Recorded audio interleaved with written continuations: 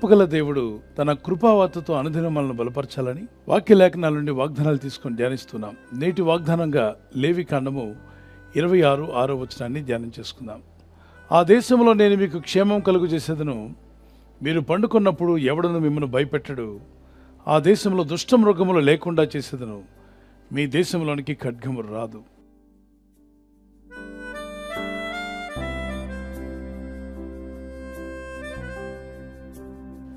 అద్భుతమైన వాగ్దానాన్ని దేవుడు తన యందు భయభక్తి కలిగినటువంటి ఇజ్రాయేలుకు ప్రభు చేసిన వాగ్దానం.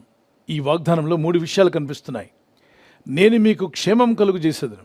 క్షామకాలంలో కూడా క్షేమం కలుగు చేసే గొప్ప దేవుడు. అంటే క్షామం అన్నప్పుడు కరువైతే, క్షేమం అన్నప్పుడు సురక్షితంగా మిమ్మల్ని కాపాడుతానని వాగ్దానం చేశాడు దేవుడు. నీవు పండుకున్నప్పుడు నిన్ను భయపెట్టకు, ఎవడను నీ మీదకి రాడు అనేది రెండో విషయం. అంటే కలవరం లేని నిద్ర, చక్కని ఆరోగ్యకరమైన నిద్ర ప్రభు నీకు దయచేస్తా అంటున్నాడు. దేవుని విశ్వాసం ఉంచి ఈ వాగ్దానం ఎత్తిపట్టుకుని నమ్మిన ప్రతి ఒక్కరూ భయం లేకుండా పడుకోవచ్చు. రాత్రులు నిద్ర పట్టక బాధపడుతున్నారు కొందరైతే, భయముతో నిద్రపోకుండా ఉన్నవారు మరికొందరు. ఏదో చింత వారిని నిద్రపోనీయకుండా ఆపివేస్తుంది. రకరకాల అనారోగ్యాలతో కూడా నిద్ర పట్టని వారు ఉన్నారు. అయితే దేవుడు తన ప్రజల విషయంలో వాగ్దానం చేశాడు. నిద్ర విషయంలో నీవు సుఖముగా నిద్రించదవు, నీవు పడుకున్నప్పుడు ఎవడను నిన్ను భయపెట్టడు, నేను నిద్రపోయి మేల్కొందును అంటాడు. ఎందుకని? నన్ను కాపాడవాడు కునుకడు, నిద్రపోడు గనుక. ఏ పరిస్థితుల్లో కూడా నువ్వు భయపడాల్సిన అవసరం లేదు. నేను రేయింబగలు నేను నీతో కూడా ఉన్నాను, నేను విడువను, ఎడబాయను, నేను నీకు తోడుగా ఉన్నాను కనుక ధైర్యంగా ఉండమని. మరి చంటి బిడ్డలు నిద్రపోతున్నప్పుడు పేరెంట్స్ సైక్ చేస్తారు. ఎవరైనా గట్టిగా మాట్లాడుతున్న పిల్లలతో, చిన్నవాడు నిద్రపోతున్నాడు, బాబు నిద్రపోతున్నాడు, పాప నిద్రపోతుంది, డిస్టర్బ్ చేయొద్దు అంటే, వీళ్ళు మాట్లాడిన ఈ అల్లరి మాటలకు ఆ చిన్న బిడ్డ ఉలిక్కిపడి లేస్తుందేమోనని తల్లి తండ్రి పేరెంట్స్ ఆ చిన్న బిడ్డ భయపడకుండా నిద్రపోవాలి, తనకు తానుగా నిద్ర లేవాలి, నిద్రలో భయపెట్టకూడదు అని మనము మనుషులుగా ఆలోచిస్తున్నాం. ఫలాని వారు నిద్రపోతున్నారు, సైలెంట్గా ఉండండి అంటే, నిద్రలో ఉన్నప్పుడు ఉలిక్కిపడి లేచే పరిస్థితి లేకుండా, కలవరపడకుండా, భయంతో లేవకుండా, సంతోషంతో, సమాధానంతో దేవుని కృప పొందిన వారిగా లేచి కూర్చొని, దేవానికి స్తోత్రం, నన్ను ఇంకా సజీవుల లెక్కలో ఉంచావు తండ్రి, నీకు స్తోత్రం, ఈ దినమున నేను ఈ విధంగా సజీవంగా ఉన్నానంటే అంతా నీ కృప, నీకే స్తుతి, నీకే మహిమ అని ప్రభుని స్తుతించే విధంగా మనం లేవాలని. ఏ పరిస్థితుల్లో ఉన్నా, పరిస్థితులు బాలేకపోయినా, స్థితిగతులు బాలేకపోయినా, ఆర్థిక ఇబ్బందులు కానీ, అనారోగ్యములు కానీ, నానా విధమైన బాధలు నిన్ను కలవర పెడుతున్నప్పుడు, ఆ కలవరానికి గురై నిద్ర పట్టని పరిస్థితి నీకు రానివ్వడు దేవుడు. ఒక చాలా కాలం, ఎక్కువ కాలం జీవించిన ఒక వ్యక్తి వద్దకు వెళ్ళి ఇంటర్వ్యూలో వారిని అడిగారు, మీరు ఇంతకాలంగా ఇన్ని సంవత్సరాలు దీర్ఘాయుష కలిగి ఉండగల కారణం, మీరు లేచినట్టుని ఏం చేస్తారో చెప్పండి అన్నప్పుడు ఆ వ్యక్తి చెప్పిన మాట, నాకు మెలకు రాగానే మొట్టమొదటిగా నేను ఒక పని చేస్తాను. అందరూ ఆసక్తిగా అడిగారు, ఏంటా పని అని. నేను నా దేవుని స్తుతిస్తాను. ఎలా? Thank you lord for this day, lord Jesus give me one more day. అయ్యా, ఈ దినాన్ని నాకు ఇచ్చినందుకు, సజీవ లెక్కలు నన్ను నిలబెట్టినందుకు నీకు వేలాది స్తోత్రాలు. మరొక నూతన దినం కూడా నాకు దయచేయమని అడుగుతున్నాను. కీర్తనాకారుడైన దావీదు చేసిన ప్రార్థన. ప్రతి ఉదయం నా కృపావార్తతో నన్ను తృప్తిపరచుము, అప్పుడు దినమెల్లా మేము సంతోషిస్తూ గడుపుతాం ప్రభా. దినమెల్లా మేము సంతోషించాలంటే అనేక ఛాలెంజెస్ ఉన్నాయి, అనేక సవాళ్ళు ఎదురవుతున్నాయి, అనేక విధాలైన ఇబ్బందులు, శోధనలు, కష్టాలు, అవమానాలు, నిందలు ఎన్ని వచ్చినప్పటికీ కూడా దినమెల్లా మేము సంతోషంగా గడపాలి అంటే ప్రతి ఉదయం నా కృపావార్త మాకు కావాలి. అందుకే ప్రతి ఉదయం దేవుని వాగ్దానాలు తీసుకుని మనం ధ్యానం చేస్తున్నాం. ఈ వాగ్దానాన్ని ధ్యానిస్తూనే ఒక చిన్న కీర్తన పాడుకుందాం. ఉదయమునే లేచి నీ స్వరము వినుట నాకు ఎంతో మధురము, దినమంతటి కొరకు నన్ను సిద్ధపరచు, రక్షించు ఆపదల నుండి. ఉదయమునే లేచి నీ స్వరము వినుట నాకు ఎంతో మధురము, దినమంతటి కొరకు నన్ను సిద్ధపరచు, రక్షించు ఆపదల నుండి. నీ స్వరము వినిపించు ప్రభువా, నీ దాసుడాలకించు. నీ స్వరము వినిపించు ప్రభువా, నీ దాసుడాలకించు. కక్ష, కోపంతో నిద్రలోకి వెళ్ళకూడదు. ఇంట్లో వారితో పడలేదా, అందరినీ క్షమించి వారితో సమాధాన పడి పడుకోండి. ఒకవేళ మీరు సమాధాన పడతానన్న అవతల వ్యక్తి సమాధానానికి ఒప్పుకోకపోతే మీ తప్పు లేదు. మీరు సమాధాన పడండి, క్షమించండి. ప్రభు, నేను మనసారా క్షమించున్నాను, నాకు ఎదురు పడితే మాట్లాడుతున్నాను, కానీ వారు నాతో మాట్లాడట్లేదు కనుక ఆ విషయాన్ని నీకు అప్పగించాను. చూడండి, సూర్యుడు అస్తమించే సమయానికి ఆ దినంలో మీకు ఎవరి మీద కోపం వచ్చినా వారందరినీ కూడా మనసారా క్షమించిన తర్వాతే మీరు పడుకోవాలి. అలా క్షమించకుండా నిద్రలోకి వెళ్తే ఏమవుతుంది? దుష్టునికి అవకాశం ఇచ్చిన వారు అవుతారు. ఎవరా దుష్టుడు? సాతానుడు. వాడు వస్తే ఏం చేస్తాడు? 3 పనులు ఖచ్చితంగా చేస్తాడు. వాడు పనే అది. 1 దొంగతనము, 2వది హత్య, 3వది నాశనం. అది అప్పటికప్పుడే జరగకపోయినా మీలో ఉన్న మంచి ఆశయాలను, మంచి హృదయాన్ని, విశ్వాస జీవితాన్ని, ప్రార్థనా జీవితాన్ని దొంగిలిస్తాడు. ప్రార్థన చేయొద్దులే, అందరూ చేస్తున్నారా ఏంటి, ప్రార్థన చేస్తేనే మనం బ్రతుకుంటామా, అవసరం లేదు అన్నట్టుగా ప్రార్థన ఆపించేస్తాడు. తర్వాత మీలో ఉన్న మనస్సాక్షిని చంపడం ప్రారంభిస్తాడు. మనస్సాక్షి గద్దిస్తూ ఉంటుంది. ఆత్మ గద్దింపులు పట్టించుకోకుండా జీవించమంటాడు. పర్వాలేదు, ఎలాగైనా తిరుగు, నో ప్రాబ్లం. ఎవరు చూశారు నువ్వు చేసే పనులు? ఎవరికి తెలుసు?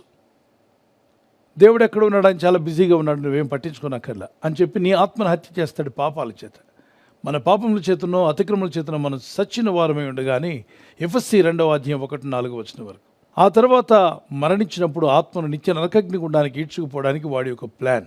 ఆ దుష్టుడైన అపవాది, కీడు చేసే దురాత్మలు మీలో కానీ మీ గృహంలో కానీ ప్రవేశించకుండా ఉండాలి అంటే సూర్యుడు అస్తమించేలోగా అందరినీ క్షమించి పడుకోండి.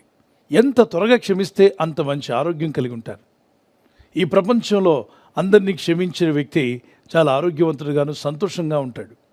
ఈ ప్రపంచంలో ఎవరు సంతోషంగా ఉన్నారు అంటే అందరినీ క్షమించినవాడు. చిన్నపిల్లలు చూడండి, ఇంతలోనే అన్ని విషయాలు మర్చిపోతారు. వాడిని కొట్టిన వాడిని, తిట్టిన వాడిని, దూషించిన వాడిని కూడా క్షమించి చిరునవ్వుతూ ఉంటాడు. కాబట్టి పిల్లలు ఆనందంగా, వారు ఆరోగ్యం బాగుంటుంది. అందుకే పిల్లలకి ఇమ్యూన్ సిస్టమ్ బాగుందంటారు. అసలు పెద్దల్లో ఉండాలి ఇమ్యూన్ సిస్టమ్ బాగా. చిన్నపిల్లలు, పసిపిల్లలు కదండి, వాళ్ళకి ఇమ్యూన్ సిస్టమ్ అద్భుతంగా ఉందట. అంటే దేవుని సృష్టిలో నుండి మొట్టమొదటిగా వచ్చారు, వారికి ఇంకా పాపలోకం తెలియదు. ఈ పాపాలు, కోపాలు ఇవన్నీ తెలియదు కనుక వారికి ఇమ్యూన్ సిస్టమ్ అద్భుతంగా పనిచేస్తుంది. ఎదిగిన వాడికి పాపాలు తెలుసు, కోపాలు తెలుసు, కాబట్టి ఇమ్యూన్ సిస్టమ్ సరిగా పనిచేయట్లే. భయాన్ని బట్టి రోగం పెరుగుతుంది. కనుక భయంతో, ఆందోళనతో కాదు మీరు పడుకునేది, ధైర్యంతో పడుకోండి. అందుకే ప్రభు అంటాడు, నీవు పడుకున్నప్పుడు నిన్ను భయపెట్టుకు, ఎవడను నీ మీదకి రాకుండా నేను చూసుకుంటాను. లేవికాండం 26:6 వాగ్దానంలో, నేను మీకు క్షేమం కలుగు చేసేదను, మీరు పండుకున్నప్పుడు ఎవడను మిమ్మల్ని భయపెట్టడు, ఆ దేశంలో దుష్టమృగములు లేకుండా చేసేదను, మీ దేశంలోనికి ఖడ్గము రాదు. ఖడ్గము నీ మీదకి రాకుండా చూసుకుంటాను. క్రూర మృగాల్లాంటి మనుషులు ఉన్నారు ఈ లోకంలో, క్రూరులు, అనేకులను ఇబ్బంది పెట్టేవారు ఉన్నారు. అలాంటి వారు మీ మీద పడకుండా, మీ జీవితాలను కలవర పెట్టకుండా దేవుడే మీకు తోడై ఉంటానని వాగ్దానం చేస్తున్నాడు. ఈ లోకంలో కొందరు అనొచ్చు, ఇక మీ పని అయిపోయింది, ఇక మీకు మంచి భవిష్యత్తు లేదు, ఇక మీరు ముందుకు వెళ్ళలేరని. కానీ దేవుని వాక్యం సెలవిస్తుంది, వారు ఎన్ని ఎక్కిపెట్టినా, ఈ లోకంలో ఎన్ని సవాళ్ళు నీకు ఎదురైనా తప్పక కృపగల దేవుడు నిన్ను కాపాడి, ఎలాంటి శోధనలు ఎదురైనా వాటిని జయించే కృపను దేవుడు నీకు దయచేసి మిమ్మల్ని కాపాడి నడిపించగల సమర్థుడు. ఈ వాగ్దానం పట్టుకుని ప్రార్థించండి. కృపగల దేవుడు మిమ్మల్ని బలపరిచి నిలబెట్టి నడిపించునుగాక. ప్రార్థన చేసుకుందాం. పరిశుద్ధమైన మా ప్రియతండ్రి, లేవికాండం 26:6 మీరు పలికిన వాగ్దానాన్ని మేము తీసుకున్నాం. నేడు నీ కృపావార్తతో మమ్మల్ని బలపరిచినప్పుడు దినమెల్లా మేము సంతోషించగలుగుతాం నాయన. ఎన్ని సవాళ్ళు ఎదురైనా జయించగలిగే ధైర్యం, కాన్ఫిడెన్స్, విశ్వాస జీవితము, నిరీక్షణ కలిగి ముందుకు సాగేటువంటి కృప, ప్రార్థనా జీవితం వీరందరికీ దయచేయండి. వీరు చేసే ప్రయత్నాలు ఫలించలాగున్న సహాయం అనుగ్రహించండి. నీ కృపలో మమ్మల్ని బలపరచండి. మాలో ఉన్నటువంటి కోపావేశాలు విడిచిపెట్టి దేవుని వాక్యానికి విధేయులమై, ప్రభు మీరు సెలవిచ్చిన రీతిగా కోపపరుడుగానే పాపము చేయొద్దన్నావు. సూర్యుడస్తమించేలోగా మా కోపం నిలిచి ఉండకూడదన్నావు. ఈ జీవన యాత్రలో ఎవరు మమ్మల్ని నిందించినా, హింసించినా, బాధించినా వారందరినీ క్షమించే గొప్ప హృదయం మా అందరికీ దయచేయండి. తండ్రి, వీరేం చేయించున్నారు వీరు ఎరుగరు, వీరిని క్షమించమని చెప్పినట్టుగా మీరు పలికిన అదే మనస్సు మాకు దయచేయండి. మా చుట్టూ ఉన్న వారిని క్షమించే మనస్సు మాకు దయచేయండి. ఈరోజు ప్రార్థించి ప్రయత్నించబోతున్న శంకుస్థాపన అయిన, గృహప్రవేశమైన, ఒక బిజినెస్ ప్రారంభిస్తున్నా, ఉద్యోగ ప్రారంభానికి వెళ్తున్నా, ఒక మంచి కార్యక్రమాన్ని ప్రారంభిస్తుండగా, నేను వారి బిడ్డల వివాహం కొరకు ప్రయత్నాలు చేస్తుండగా వారు చేస్తున్న ప్రయత్నాలు ఫలించలాగున మీ దూతలకు ఆజ్ఞాపించండి.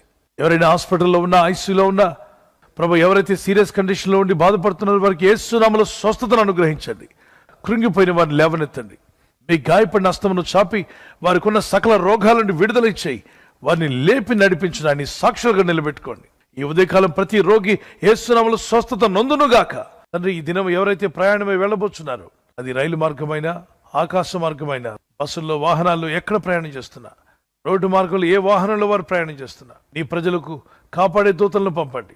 ఉదయం బయలుదేరి సాయంకాలం ఇంటికి వచ్చేంత వరకు నీ కాపుదల, కాపాడే దూతల యొక్క సహాయము నీ ప్రజలకు దయచేయమని అడుగుతున్నాను. మీ కృపలో మేము వర్ధిల్లి మీరిచ్చే ఆశీర్వాదాలకు పాత్రలుగా నిలబెట్టి, మేము వెలుగుచూ ఇతరులను వెలిగించేవారుగా, మేము దీవించబడుతూ ఇతరులను దీవించేవారుగా మమ్మల్ని వాడుకోమని యేసుక్రీస్తు పరిశుద్ధ నామములో అడుగుచున్నాం మా పరలోకపు తండ్రి. ఆమేన్, ఆమేన్. కృపగల దేవుని హస్తం మీకు తోడే ఉండి నడిపించి బలపరిచి దేవుని రాకడకు మనందరినీ సిద్ధపరచునుగాక. ఆమేన్. ఈ వాగ్దానం మీతోనే ఉంచుకోకుండా మీకు తెలిసిన ప్రతి కాంటాక్ట్కి షేర్ చేయండి. మీరు ఈ వాగ్దానాల ద్వారా ఎలా దీవించబడ్డారో మాకు కామెంట్స్లో తెలియపరచండి. అలాగే ఈమెయిల్స్ ద్వారా మీ ప్రార్థన అవసరాలు మాకు పంపండి. ప్రభు కృప మీకు తోడే ఉండునుగాక. God bless you. బర్త్డే జరుపుకునే వరకు happy birthday to you, many more returns of the day. God bless you. మీకు వాగ్దానం 1 పేతురు 3:9 ఆశీర్వాదమునకు వారసులగుటకు మీరు పిలువబడితిరి.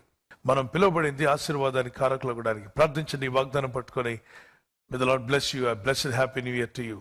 మరి ఎవరైతే యానివర్సరీ జరుపుకుంటారో మీ అందరికీ వాగ్దానం ద్వితీయోపదేశకాండం 31:8 నీ ముందర నడుచువాడు యెహోవా, ఆయన నీకు తోడయుండును, ఆయన నిన్ను విడువడు, నిన్ను ఎడబాయుడు. భార్య భర్తలుగా మీ ఇద్దరు ఈ వాగ్దానం పట్టుకొని ప్రార్థన చేయండి. Happy wedding anniversary, many more returns of the day. God bless you. ప్రభు మిమ్మల్ని ఈ వాగ్దానంతో బలపరచునుగాక. భార్య భర్తకు లోబడాలి, భర్త భార్యను ప్రేమించాలన్న ఈ ఆజ్ఞకు విధేయులైతే మీ ఇల్లు అద్భుతంగా ఉంటుంది, కుటుంబం సమాధానంగా ఉంటుంది, దేవుని చిత్తం నెరవేర్చే కుటుంబంగా మీ ఇల్లు ఉండునుగాక. God bless you. ఈ ఛానల్ మీరు సబ్స్క్రైబ్ చేసుకోవడం వలన 2 పనులు జరుగుతున్నాయి. ఒకటి, సువార్త జరుగుతున్నది, ఆత్మలు రక్షించబడుతున్నాయి. రెండవది, పేదలకు, అనాథలకు ఈ ఛానల్ ద్వారా సహకారం అందించడం జరుగుతుంది. మనం సబ్స్క్రైబ్ చేసుకోవడం వలన అందరికీ సహాయం చేసిన వారమవుతున్నాం. ఖచ్చితంగా ఈ యూట్యూబ్ ఛానల్ ను సబ్స్క్రైబ్ చేసుకొని బెల్ బటన్ ను క్లిక్ చేయండి. మీకు వెంటనే మెసేజెస్ పంపబడతాయి.